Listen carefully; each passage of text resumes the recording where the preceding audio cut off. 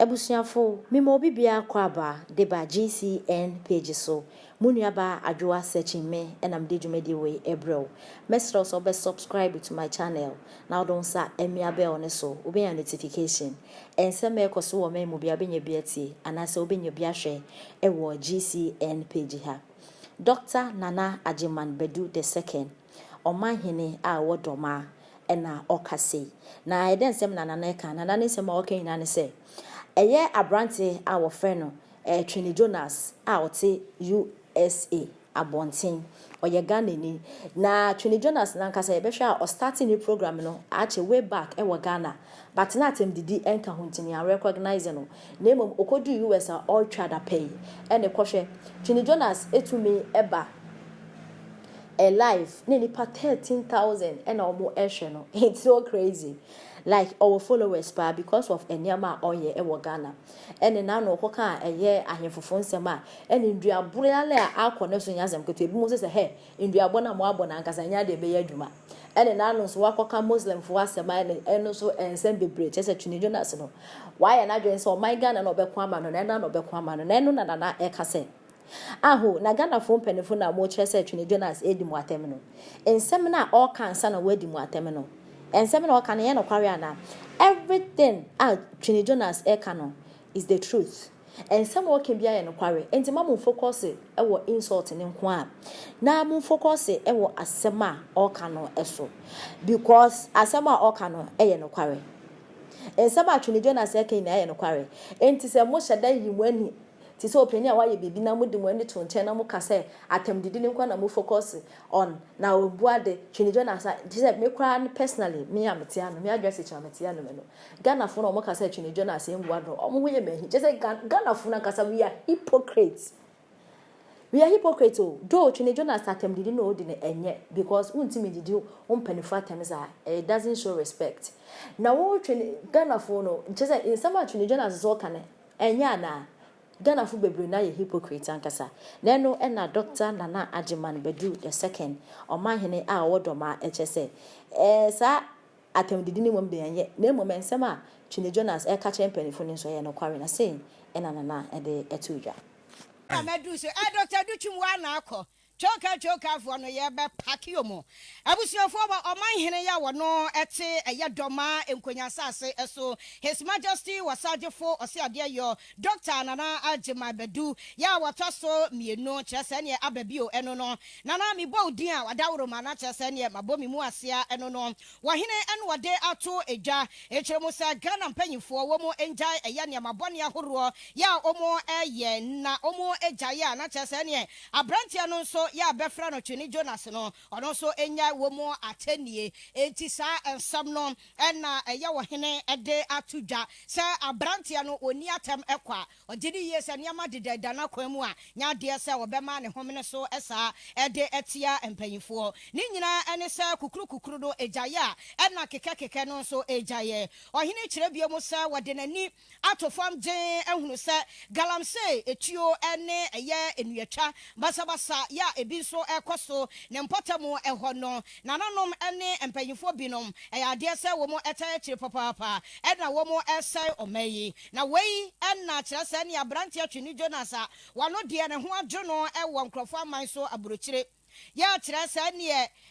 wo wa aburokyire eso mumu na odi mwatamu a musi wo mu ade na enso no efiri enti wo ya panyi ewo my Ghana mu ayede ye na atenie no so ama na wutimu se du ba bia na fire no anu aden o de toto Ghana ho so a wutimu se owo point sanse ba bia owo no glass nko a na na kire mu se obi anso ya wo bechew ana wo ba yire wo na brafo no ebeso wo mu se wutu eye gala ana wubu eye enua anya chese ni obi bese ya basa dia na wuti na atie efi se wahene kire se wadenia mapa na egu akwamu a waya monitoring and evaluation ama chese abonefo ya gala ani nuatwa basabasa na mode ese wo man no wose wadenia ma egu akwamu a wobetimi ayere mo ama ni nyina eto etwa wenti otwemu se hemfo nso ya wo mo ewo bono mantam no emo eni o my Ghana enyina mu no babibia ehemfo no tichiri wo mo nso emoa doma man hene ya sign a year House of Chiefs chairman ede ema Bono region ede ensami atu dwa womra odi nimfie aduonu mienu afidida 22nd anniversary emra wofro akonya kese no yentie yi Galamsey de nwa hunim ba bi engina wo galamsey nya nanu me beka odomamanu nga empan domamanu nga mesra nananom ena ejum mama ye ho na wotwe obia bi wo won botam so hwenitia wontia ebeduru ba bi de say ye wura twene Jonas David no baba ye de be sacrifice wo nta se wo akonya na otisuntia wo hwe masade no ko na so ye de adisha this baba na be si sade no ano nti nanom wadawro ani die kwanto nse na eni musika sa na sro bibia ba bia wo Galamsey pashi no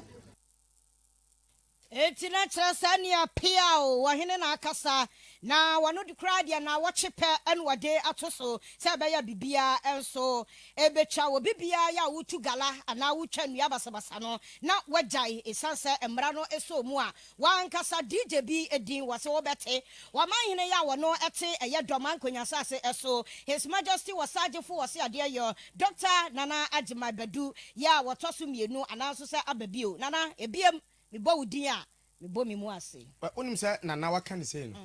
o wetima shenika kopam wo mo site oh yeah na nse wo mo twa Why be paying? o shenika ko forest Any red t-shirt be. yes yes na na ka say o man nua na mo didi agro na na shenika tena moto so me me na nyina ne ko bushi ho e wa sunsu number 2 na tese onu okuta sika do nua ne ho kire wo mo say enua ne hia yen Sanso ya judge you. yes Na so mu say. time one no mo ye rehabilitation wo Doma Stadium na na shenika te ho me koto no o hwe so me ya de ni yi Samuel nana o mo fa ni agro mo fa na Agyeman Badu ni agro ene wakan dia wakan yanko Abusuafo ebiasa afe ba kontamu ne Ghana fo antia sempaye wo ho ena ye hei ewo oman mu adan a Dr. Muya ejo awo mpane na nka otu yare ase afe de o se mpane wa fro no enu nto paso odi mampane o senso Ghana na ye den enu nto mampane na mpane ba bi ntia no anyi obi nsiso Citadel Hospital eno ewo alajo panikaso da no Dr. Frederick Macpam ya eka ne de ho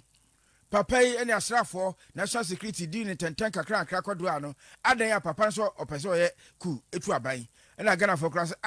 na pane ne ho bankuta ene bento ane ade ye de ku mane ye ene Ghana for to ho apia se we kura de na nado afedi ados no na ene ebi otanhunu ode papa ya to ye tankruwam ene o ta no asam no ekwanim kakra si police for mpanifo bi eka ho ekwa kakra se asrafo nyina ka ho enipa bi se dumienu ne de kwadu abọ ho emu mienu de kyese hwemu ne eja wo mo kama na emu edu asam no edi akwani ban kakra na ne de ba de agitew echekrai ene wo mo ko high court financial division wo mo kra batana papa ba ko no kra yo sre ni kana azikamponsa wo media dance yo se no kre enipa du no wamo bopo pande pa so peso tu omampani na do mo ye ne se titu Dr. Frederick Macpam wono woni WOS Asan na fe Corporal Alandebra wamo esusu nyina ne se na de nkwa be kire se yi no boko ne akidnap no na fe na be de kire eye ba omia wo se nyansapodo nyansabo akwa na nkwa so ma kidnap no na fe eye Chief of Defence Staff sata nkwa na yewro obedakwa ana obedakwa wono so ba kire ka ho wamu wi a na omo de tupa ye pa abombi me bebre tupa ye gwa hodo mensa ye de otu ye na ta oyefo ye ya onom ene okuma kama ene otupa ye ba ku bi ene de sua entu oti ano na from efama na to grenade ne otupa ye hye aman bomba ankasa ene bi na commission betui ebubu me bebre ete se National Communications Authority won bebubu no na radio stations aya kamu nyina mano atum kanya ne se te aye kasai na ebeka GTV nko ha na matumi atuoma na amon epo mo boy no enne court eyedi na amabra ko ampofo wore do se da bi onyedi entwede sam no ento aso emaye amakwa ba mejo so ne ba ne sei medase se de wedi kan cheche mati ache ya hwefo ne yatiefo nyina enne na first prosecution witness ye beka se odansini a odi kan e de ma aban efa